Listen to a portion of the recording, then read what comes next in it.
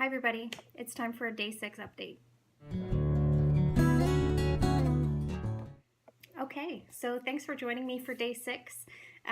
If you haven't already watched days 1 and day 3, then you can go back and do that, or you can just keep watching and find out how day 6 is treating me. I have excellent, exciting, amazing news to share with everyone. I have actually cut my painkiller dose completely in half. Let's say hi to Poe over there.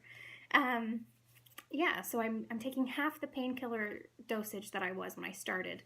Now, the painkiller I was taking was called Celebrex, and it's really mild. It's not like an opioid type of painkiller, so there was no tapering off of the dose that needs to happen. I could quit cold turkey if I wanted to, but I am playing it kind of safe with that because I don't want to wake up in pain one day and then have all of my, beautiful success kind of thrown aside and fall back into old habits. So, half of my painkiller dose, that's beautiful. I'm so happy about that. What a gift. Other changes that I've noticed, I have a lot more energy. I'm being so productive. Today I have already made a huge batch of a cereal that I make, which you can see on Instagram, and I've made some whole wheat blueberry muffins for my boyfriend so that he can have some really simple breakfast for before work, because sometimes you wake up in the morning and you do not want to make breakfast. So those are for him. They have gluten, which I can't eat. So that's really great. I've got a lot of things done. We did some deliveries last night of some vegan goodies to friends and family. So I'm very happy with how the progress is going so far. I have no real complaints right now.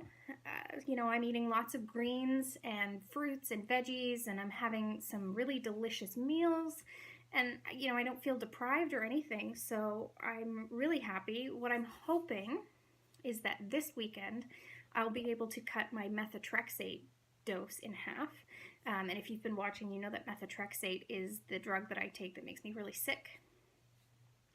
So I'm hoping to only have to take half of that this weekend, fingers crossed. And if that works out, then that means that on Christmas weekend, I won't have to take it at all, hopefully. I'm going to run that by the doctor first, but if that were to happen, that would be such a gift. That would be the best Christmas gift ever.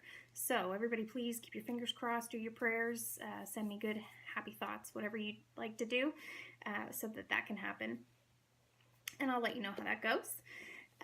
And next, I just kind of want to address a question that I've been asked a few times, and it is, why no oil? So I'm not using any oil products in my whole food plant-based diet, and some people aren't quite sure why, because they've heard the benefits of coconut oil and olive oil and oil in the diet, and so I just want to quickly address that, nothing too long-winded.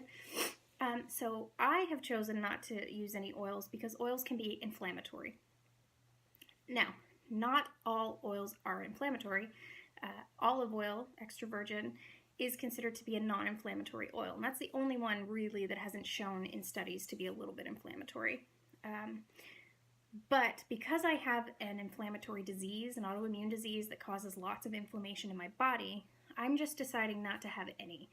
They don't really have a nutritional benefit other than adding fat to your diet, which I am getting it through nuts and plants and avocados and other ways. So I have decided to get my fat from whole food sources instead of added oils. That is my choice, and anybody who decides to add,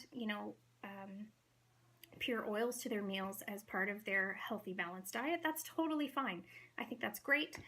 It is just not where I am currently in my whole food plant-based journey, and there's a lot of evidence to suggest that, we don't need these oils in our diet, so why bother?